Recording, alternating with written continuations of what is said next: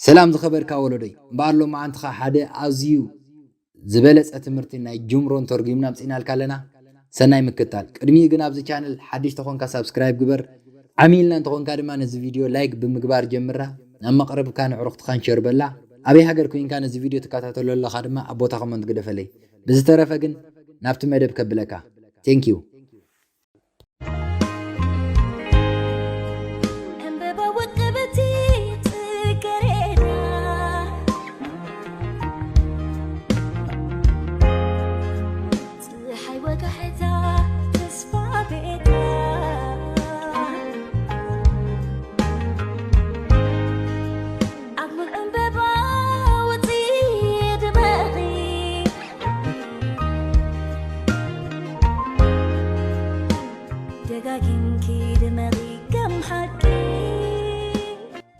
نسبات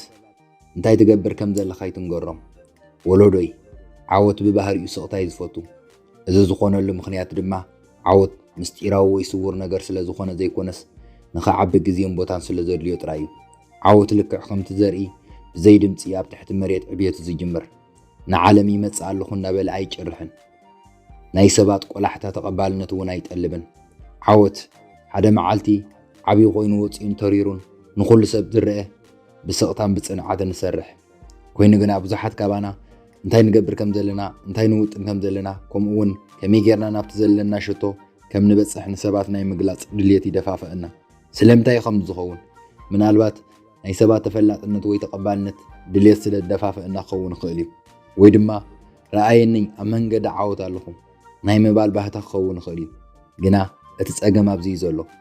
بزعبا مدباتكا بزح بزتزارب كاوطري نتمدبات كتتغبرو زهلو كصعات انرجي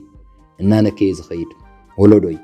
مدباتكا ازي خاغلص مغبار نتنعاوت زليه كدفيت وي غلبت كسربو يخيلي اذا زغرم غرمبيت كونتي اب عمتات ناي نغد سراحن ولقاو معبالن تمكري زخونت زي بتداغاغامي كغاطم ريه عبيت حسابات كبر دليتاتن زلوم سبات هيوتهم كقيرو زخول حسابات حيزهم كنسوم غنا بتبوزح زربام نتخغبرو زحاسو ነገር ከይገበሩ ይተርፉ ንብዙሓት ሰባት ዝገብርዎ ኣቀዲሞም በመዝራቦም ሕልምታቶም ንጥርጣረን ነቀፌታን ናቃልቦ ሰልብ ጽልዋ የቃልዕዎ ከይተረዶም ድማ እተውሽጦም ዝነበረ ናይ ምግባር ባርዕ ድፊት የጥፍእ ስለዚ ሎሚ መደባት ካብ ብምስጢርነት ዘይኮነስ ብጥበባ ውሽጥኻ ናይ መሓዝ ፍልስፍና ከካፍለካ ደሊ እዚ ድማ ካብ ዘረባን ላዕልን ተግባር ካብ ጭሩሕን ላዕልን ትኹረት ከምኡውን ካብ ተፈላጥነት ንላዕሊ ንውጽኢት ዋጋ ዝህብ ኣተሓሳስባ ከመይ ጌርካ ከም ተማዕብል ይምህረካ ምኽንያቱ ኣብ መወዳእታ ዘገድስ እቲ ክገብሮ ትብሎ ዘይኮነስ እቲ ብተግባር ዝፈጸምካዮ ነገር እዩ መደባትካ ንገዛእ ርእስኻ መሓዝ ኣዝዩ ከቢድ ነገር እዩ ኣብ መንጎ ሓሳብን ተግባርን ረቂቕ ዝኾነ ምትእስሳር ኣሎ ነቲ ንያትካ ሸቶታትካ ሕልምታትካ ንመደባትካን ንኻልኦት ከተካፍል ከለኻ ካብቲ ውሽጥኻ ዘሎ ፀዓት ቁሩብ ስለ ተውፅእ ትንከለኻ ነቲ ንተግባራትካ ዘንቀሳቐስ ነዳዲ ዝኸውን ሓይሊ ንኻልኦት ተካፍሎም ኣለኻ ማለት እዩ ببزح مجدتات دما تحيلي أقدم من عالم كان بزقلع أو اشتقى تتحيزو قس بقس انت تولع عيز مرت سلام انتاي بزعباتي تقبرو نقر نسابات كم تزارب تحدش مخنيات رديو نسابات انتاي كتقبر مخان كختنو قروم كالخا من أباو زخونة نايم عبالة سمية تفتر حدش بيزنس كي جمريه ويدما 10 كيلوغرام كبدت كنكيه تبل تمام كبابي هذا لو سبات دما باون تا رؤسهم منقنقلكا فيش خبلو من الباتون كتابعوخا يطاقعوا الكهونو ازي اتناي تقبالنت سميت دسي بليو جنا اتحادة قابزي زولو امرخا نتخاب سبات زروخو تقبالنت مسحاك اني عاوت كحاوا وصيخو اليو جنا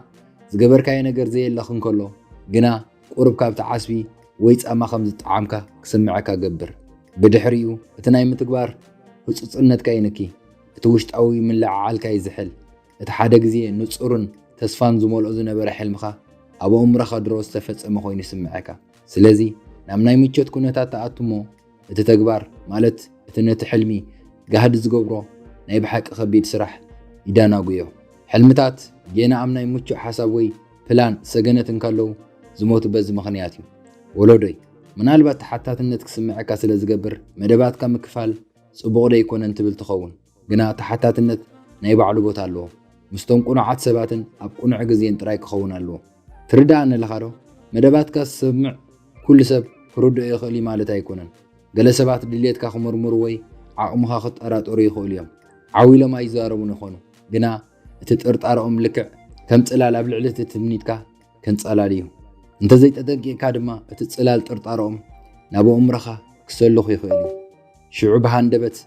جزار سخات أرات أرت جمر تبلانكا لك خمت حسب كاي تصبق أنت زي كوينخه إلكا تحسب من البات نساتهم لك عند هاللوخه كتبل تجمر ولودي حسابات كفتين كاختك في ليبل كان مالتا يكونن اتنطبي اسو يكونن اتنطبي بمرجع بمستوعالكم اون اتغزي قنع مزخون طراي اكافل زبلي مدبات كانتهم زكانا خونو ومبر نتم زرقصو سبات يتكافل نعاوت كبقنعنا زدليو ممهران وي ناي قرب عرخ دله جنا شعوون انتخونه ناي تتغبر زلخا زرزر نغرات بوحد حازو حساباتك ناي معبع عدل قدم مركابو مزارارب زعبا وي حدش زي ناي تغبرو ولودي كالا ክትሓስብ ዘለካ ነገር ድማ እቲ ሰርፕራይዝ ማለት ሰባት ዘይተጸበይዎ ነገር ኣብ ምግባር ውጽኢትካ ክዛረባ ምግባር ሓደ ዓይነት ሓይል ኣሎ እስከ ሕሰቦ ንኣዋርሕ ምናልባት እውን ንዓመታት ብዛዕባ ሓደ ፕሮጀክት ብስቕታ ክትሰርሕ ጸኒሕካ ካብቲ ተኣምኖ ኣብ ዙርያኻ ዘሎ ውሑድ ሰብ ወጻኢ ብዛዕባ እቲ ፕሮጀክት ንዝኾነ ሰብ ሓንቲ ቃላይ ተዛረብካን ድሕሪኡ ሓደ መዓልቲ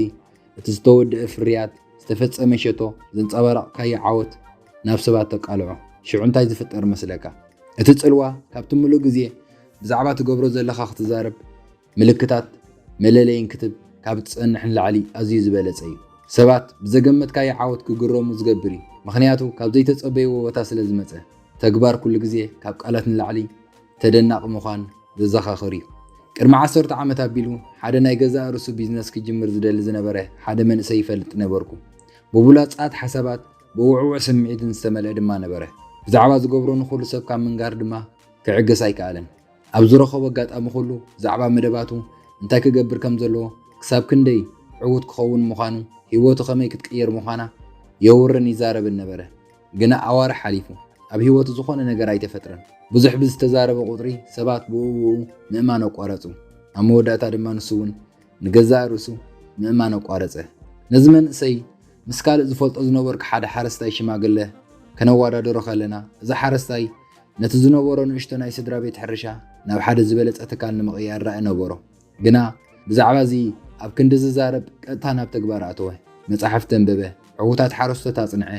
ብህድኣት ድማ ሓደስቲ ሜላታት ተጠቀመ መደባቱ ከይኣወጀ ስቑኢሉ ውፅኢቱ ክዛረብ ፈቐደ እቶም ዝዘርኦም ኣትክልቲ ዝሸጠሉ ግዜ ምስ በፅሐ ድማ ብፅሬትን ብዝሕን ናይቲ ፍርያት ንኹሉ ሰብ ሰርፕራይዝ ገበረ ሰባት ድማ ከመይ ጌርካ ኢኻ ከምዚ ጌርካ ኢሎም ሓተትዎ ወለዶይ ኣስተውዕል ኣብዚ ትምህርቲ ኣሎ ውሕድ ብዝተዛረብካ ቁጥሪ ንተግባር ዝኸውን ብዙሕ ግዜ ጸዓትን ይህልወካ ካብ ሰባት ተቐባልነት ንምርካብ ውሕድ ድሌት ብዝሃለወካ መጠን ኣብ ውሽጥኻ ዝያዳ ምትእምማን ትሃንጽ መደባትካ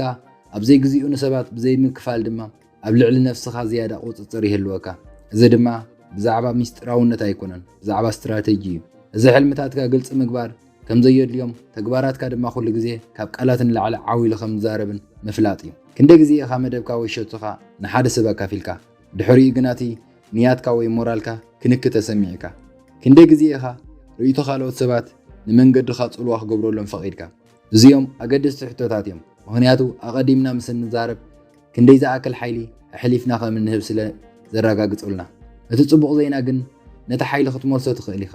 ኣብ ተግባርካ ከተተኩር ሕልምታትካ ክትሕሉ ከምኡውን ዓወትካ ኣብ ክንዳኻ ኮይኑ ክዛረብ ክትመርጽ ትኽእል ኢኻ ወለዶይ ዓለም ብጫውጫውታ ዝተመልአት እያ ርእይቶታት ዘናውፅ ሓሳባት ዘይተሓተተ ዘይተደልየ መኽርታት ኣብ ኩሉ ቦታ ኣለዉ እንታይ ትገብር ከም ዘለኻ ብዘይገደብ ምዝራብ ምስ ትጅምር ድማ ነዚ ጫውጫው ናብ ህይወትካ ትዕድሞ ኣለኻ ማለት እዩ ብገዛእ ፍቓድካ ንነቐፌታ ንጥርጣረ ከምኡውን ንጣልካ ምእታው ማዕፆ ትኸፍት ኣለኻ ማለት እዩ ሕሰበሉ ንሰባት ብዛዕባ እቲ ዓበ ሓሳብካ ክትነግሮም ከለኻ ክንደይ ግዜ እዮም ብናይ ብሓቂ ምትብባዕን ደገፈን ዝምልሱልካ ሓደ ግዜ ይምልሱልካ ይኾኑ ግና መብዛሕትኡ ግዜ ሰባት ምስ መጠንቀቕታ ብጥርጣረ ወይ ብተስፋ ዘቆርፅ እዮም ዝምልሱልካ ርግፀኛ ዲኻ ጽቡቕ ሓሳብ ምዃኑ ወይ ሓደገኛ ይመስል ወይ ድማ ከም ዝፈቲኑ ዝወደቐ ሰብ ፈልጥ ይብሉኻ እዚ ርእይቶታት እዚ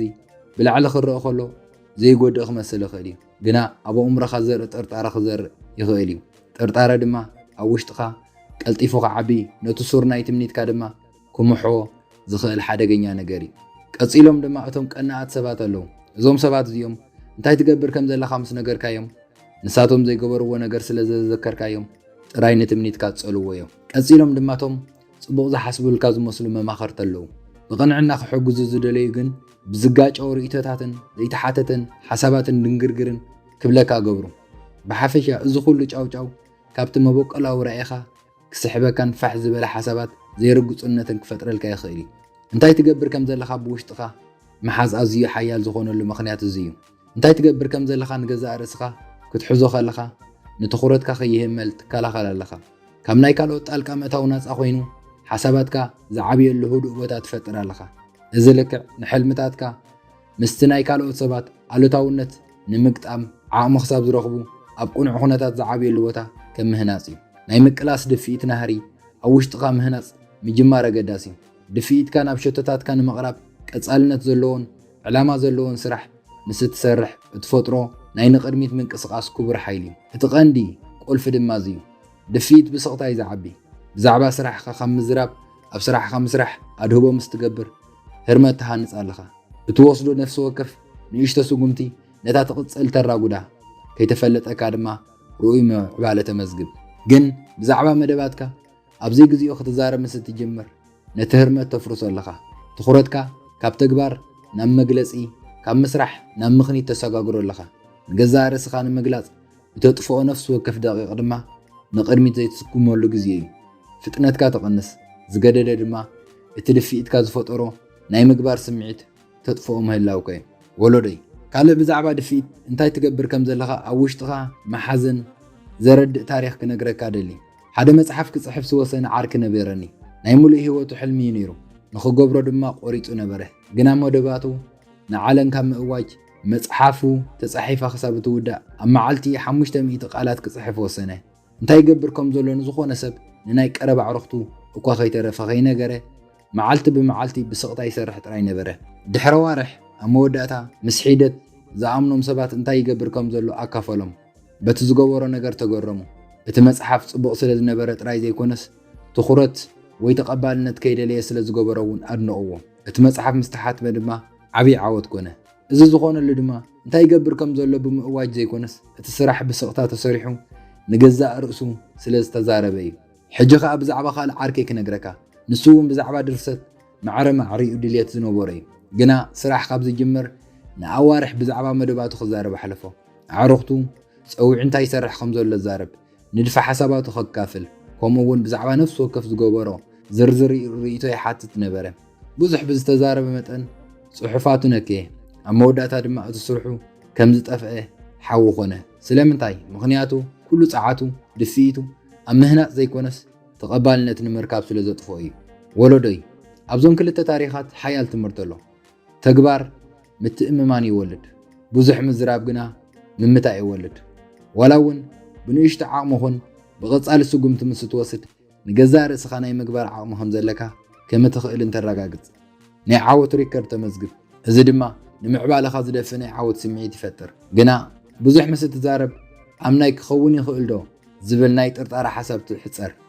ናብ ሪያሊቲ ወይ ክውንነት ዘሰጋግር ድልድል ከይሰገርካ ድማ ትተርፍ ገለ ሰባት እንታይ ይግበር ከም ዘሎ ምስጢር ምግባር ምስጢራውያን ወይ ጉሉላት ከም ዝመስሎም ይጭነቑ ግና እዚ ብዛዕባ እሱ ይኮነን እዚ ሕልምታትካ ክቡር ምዃኑ ኩሉ ሰብ ድማ ኣብ ጉዕዞኻ ናይ ቅድሚት ኮፍ መበሊ ሒዙ ክከታተል ከም ዘይግብኦ ናይ ምግንዛብ ጉዳይ እዩ ነቲ ጀርዲንካ ትሕልዎ ብጥንቃቐ ማይ ተስትዮ እቲ ዝዘራእኻዮ ክሳብ ዝበቆል ትፅበ ሽዑ ጥራይኻ ንኻልኦት ነቲ ፍርያት ፃመኻ ንኽርእይዎን ከድንቕዎን ትዕድሞም ስለዚ እቲ ንዓኻ ዝህበካ ብድሆ እዚ እዩ ንቐፃሊ እንታይ ትገብር ከም ዘለኻ ንሰባት ንምእዋጅ ዝመፀካ ስምዒት ተቓለሶ ብኣንጻሩ ነቲ ፀዓት ናብ ተግባር ቀይሮ ፀሓፎ መደብ ኣውፅእ ነታ ቀዳመይቲ ስጉምቲ ድማ ብስቕታ ብምሉእ ትኹረት ውሰዳ ዘክር እቲ ሸቶኻ ንሰባት ብንያትካ ንምድናቕ ዘይኮነስ ንገዛእ ርእስኻ ብዓወትካ ንምድናቕ ይኸውን ዘለዎ እንታይ ትገብር ከም ዘለኻ ንሰባት ከይተዛረብካ ምኻድ ዓሚቑ ናይ ሓርነት ስምዒት ኣለዎ ካብ ሰኸም ደጋዊ ትፅቢታት ናፃ ይገብረካ ብናይ ገዛእ ርእስኻ ውሳነ ንኽትሰርሕ የኽእለካ መደባትካ ንዓለም ክትእውጅ ከለኻ ንገዛእ ርእስኻ ኣብ ትሕቲ መብራህቲ ትገብር ኣለኻ እዚ ማለት እንታይ ትገብር ከም ዘለኻ ብግልፂ ሰባት ይርእኻ ይፅበዩኻ ምናልባት እውን ይፈርዱኻ ኣለዉ እዚ ፀቕጢ እዚ ድማ ብፍላይ ኣብ መጀመርታ ደረጃታት ናይ ስራሕካ ማለት ነገራት ርግፀኛ ኣብ ዘይኮንካሉ ኣብ ዝቀያየርን ግዜ ንስራሕካ ዓቐብ ክኾን ይኽእል እዩ። ዓወት ቀጥ ዝበለ መስመር ኣይኮነን። ጉዕዞ፣ ፈተነን፣ ጌጋን ክልተ ስጉምቲ ንቅድሚት ሓደ ስጉምቲ እንዳሓር እዩ። ኣብ ትሕቲ ዓይኒ ህዝቢ ክትከውን ከለኻ ድማ እቲ ምምታእ ወይ ምውዳቕ ተጋኒኑ ይረኣየካ። ነፍሲ ወከፍ ጌጋ ናይ ነቐፌታ ንጥቢ ይኸውን። ነፍሲ ወከፍ ምድንጓይ ምንጭ ምጥርጣር ይኸውን። በዚ ምክንያት እዩ እንታይ ትገብር ከም ዘለኻ ብውሽጥኻ መሓዝ ስትራቴጂ ጥራይ ዘይኮነስ ንገዛእ ርእስኻ ትህቦ ልውሃት ዝኸውን። እቲ ደስ ዘብል ነገር ድማ እዚዩ ተቐባልነት ወይ ምርግጋፅ ዘይትደሊ ምስ ትኸውን ምስ ናይ ገዛእ ርእስኻ ህዋሳት ስምዒታት ብዝያዳ ትተኣሳሰር። ንገዛእ ርእስኻ ብዕምቆት ምእማን ትጅምር። ኣብ ክንዲ ኣብ ርእይቶ ካልኦት ኣብ ናይ ገዛእ ርእስኻ ፍርዲ ትምርኮስ ትኸውን። ሕጂ ግብረ መልሲ ገዳሲ ኣይኮነን ድዩ? ንሓሳባተይ ንምምሕያሽ ካብ ካልኦት ሰባት ርእይቶ ኣየድልየንን ድዩ ኢልካ ትሓስብ ትኸውን። መልሱ ድማ ግብረ መልሲ ክቡር ስለ ዝኾነ እወ ገዳሲ እዩ፣ ግና ኣብ ቁኑዕ ግዜን ካብ ቁኑዓት ሰባትን ክመፅእ ኣለዎ። ኩሉ ሰብ ሃናፂ ርእይቶ ንምሃብ ብቑዕ ኣይኮነን። ኩሉ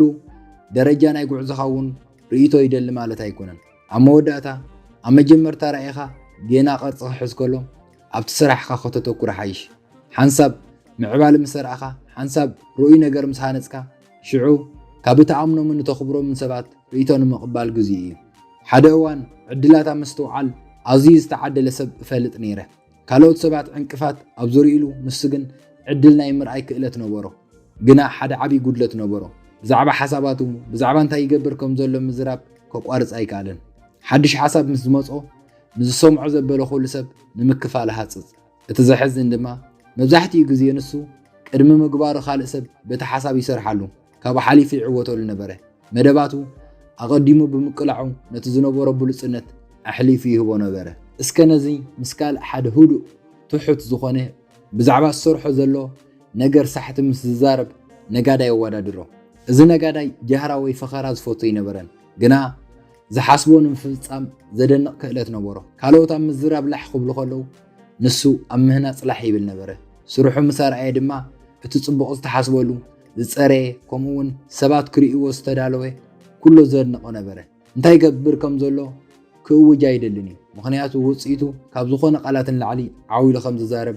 ተገንዚቡ ስለ ዝነበረ። ወለዶይ ውፅኢትካ እቲ ዝበለፀ መለለይኻ እዩ። ሓደ ትርጉም ዘለዎ ነገር ምስ ትገብር ሓንቲ ቃል እኳ ከይተዛረብካ ሰባት ከስተውዕሉሉ ይጅምሩ። ዓወትካ ብተፈጥሯዊ መንገዲ ቆላሕታ ክስሕብ ይጅምር። እቲ ቆላሕታ ድማ ብዛዕባ መደባትካ ኣቐዲምካ ብምዝራብ ከተምፅኦ ካብ እትኽእል ዝያዳ ትርጉምን ብሉፅነትን ዘለዎ እዩ። መደባትካ ንኻልኦት ከተካፍል ከለኻ ፀዓትካ ጥራይ ኣይኮንካን ሓሊፍካ ትህብ ዘለኻ። ካብ ዕላማኻ ንምዝንጋዕ ንምውፃእ እውን ትዕድም ኣለኻ። ንስኻ እንታይ ትገብር ከም ዘለኻ ምስ ትዛረብ ሰባት ሕቶታት ክሓቱኻ ርእይቶ ክህቡኻ ናይ ገዛእ ርእሶም ሓሳባት ከካፍሉኻ ክጅምሩ እዮም። እዚ ድማ ናብ ብዙሕ ዝተፈላለየ ኣንፈት ክስሕበካ ክእል እዩ። ከይተፈለጠካ ድማ ነቲ መበቆላዊ ሸቶኻ ትስሕቶ፣ እቲ ንጹር ዝነበረ ራእይኻ ድማ ይዝረግ። ወለዶይ ትኹረት ሓደ ካብቶም ዘለዉኻ ኣዝዮም ክቡራት ሃብቲ እዩ። ንፀዓትካ ናብ ሓደ ነጥቢ ክተውዕሎ ነቲ ጫውጫውታ ክተጥፍኦን ናይ ብሓቂ ምዕባለ ንክትገብርን ዘኽእለካ እዩ። ትኹረትካ ንኸይስለብ ንምክልኻል ዝበለፀ መንገዲ ድማ ቁፅሪ ናይቶም መደባትካ ዝፈልጡ ሰባት ምውሳን እዩ። ሓደ ሓዱሽ ፕሮጀክት ወይ ድማ ቢዝነስ፣ ፈጠራዊ ስራሕ ወይ እውን ውልቃዊ ሸቶ ንዝኾነ ሰብ ከይነገርካ ምጅማር እስክሕሰቦ ግዳማዊ ትፅቢታት ከየጨንቑኻ ክሳብ ክንደይ ቦታ ምስ በፃሕኻ። እዚ እቲ ሎሚ ንዛረበሉ ዘለና ቀንዲ ነጥቢ ብናይ ገዛእ ርእስኻ ውሳነ ናይ ምስራሕ ሓርነት፣ ተግባራትካ ካብ ቃላትካ ንላዕሊ ዓዊሎም ናይ ምዝራብ ሓይሊ፣ ከምኡ እውን ሕልምታትካ ንምክፋል ድልውነት ክሳብ ዝኾነ ስቒልካ ናይ ምፅናሕ ጥበብ። እዚ ብዛዕባ ምስጢራውነት ወይ ካብ ሰብ ምንፃል ኣይኮነን፣ ብዛዕባ ዕላማ ምህላዊ ፀዓትካ፣ ትኹረትካ ከምኡ እውን ድፊኢትካ ኣብ ዘይጠቅም ክጠፍኡ ዘይግብኦም ኣዝዮም ክቡራት ምዃኖም ብዛዕባ ምግንዛብ እዩ። እቲ ዝስራሕካዮ እተቃልዐሉ ግዜ ምስ በፅሐ ውፅኢት ንኩሉ ክረአ ምስ ተዳለወ ዓወትካ ቃላት በይኖም ክገልፅዎ ዘይክእሉ ርዝነት ከም ዘለዎ ክትርዳእ ኢኻ። ብዛዕባ ሕልምታትካ ብዘረባ ጥራይ ዘይኮነስ ብተግባር ጋህደ ከም ዝገበርካዮ ምስ ፈለጥካ ዕግበት ክስምዐካ እዩ። እዚ ነቲ ተነቃፊ ዝኾነ መጀመርታ ሕልምታትካ ካብ ሰባት ምክልኻል ስራሓትካ ንቐፌታ ምፅዋር ዘኽእል ዓቕሚ ክሳብ ዝረኽቡ ድማ ብስቕታ ምክንኻን ማለት እዩ። ተግባር ኩሉ ግዜ ካብ ቃላትን ላዕሊ ሓያል ምዃኑን ውፅኢት ድማ ካብ ዝኾነ ኣዋጅን ላዕሊ ዓዊሉ ከም ዝዛረብን ምግንዛብ እዩ። መደባትካ ንገዛእ ርእስኻ ክትሕዝ مس تمرጽ نعلم زيكونس نجزاء رزخا مجلس تهب على خمالتي بزي فرح نخت سرح كاب جيجاتات كاب بزي وقصاخ تمهار كومون بناي جزاء رزخا فتنت نخت عب حرنا تهبكا اتدس زبل نجر دمازيو مستعودكا كجبريلكا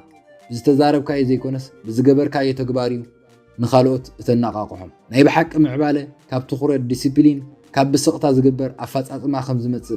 تجبارات كان خالوت مزخخر يخونم كساب كندي عاولكا نياتكا كم تقوج زيكونس كساب كندي بصنعات سريحها كم تومصم كتوريوم يخا ولودي كاب حجن دحر نزفل سفنا خطقبلو خزخخرك ادلي زغصل غزي شتو مستحز نعلمنا يمواج سمعي تقالسو ذكر عود كጭርح አይደልኒ ናብ መብራህት ወይ ናብ መድረኽ ክወጽ አይደልኒ ብህዳት ብቀጻልነት ሰባብ ዘይብሉهم ሞት ይዛዓቢ ሕልምታት ከሐሉ ትኹረት ከዕቢ ተግባራት ድማ ባዕሎም ክዛረቡ ግበሮም እዚዩ እቲ ክሕለፍ ዘሎ ናብ ሓቀኛ ዓወት ዝወስድ መንገዲ ወለዶይ በቲ ልበት ግን ዝኽትርሱ ይብልካን ንስኻ ኣብዛ ሃለኻ ሃሉ መጻይኻ ናይ ምቕያር ሓይል ኣለካ ቴንክ ዩ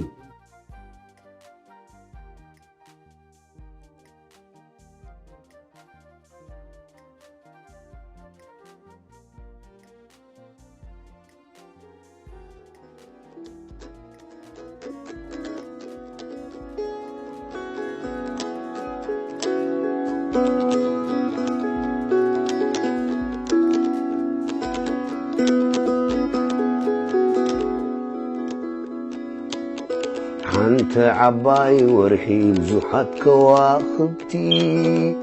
صرناي سلام مبرهتناي ليتي شفان عيني غنتي توم زوجدون سلمات ورحن كواخبتنا يتفر فتورا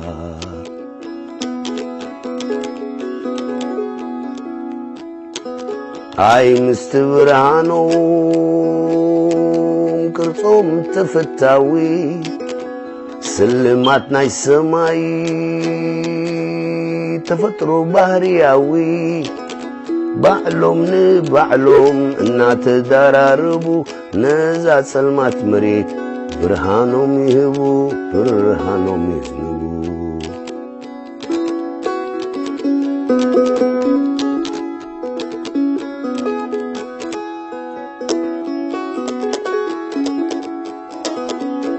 حدا جزيت سلام دبنا يشفنوم يتارات روخاي لو قد تبلوم والتانا بنفاس تنتيقو مستدف أدبنا تسلموم تريوم كتنو ببانا كتنو نبانا أنت عباي ورحي بزوحات كواخبتي صرناي سلام مبرهتناي ليتي شفان عيني غنتي توم زوجدون سلمات ورحن كواخبتنا يتفر فتورا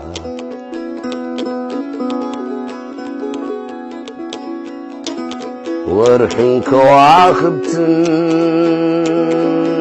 برهتنا يسورا نايزا زبادمت مريت متشوتي إريترا والتاناي حفاش قمجاوين تقالستي منشناي برهانا نصوم يوم كواخبتي نصوم يوم توم براتي والتاناي حفاش قمجاوين تقالستي منشناي برهانا نصوم يوم كواخبتي نصوم يوم توم براتي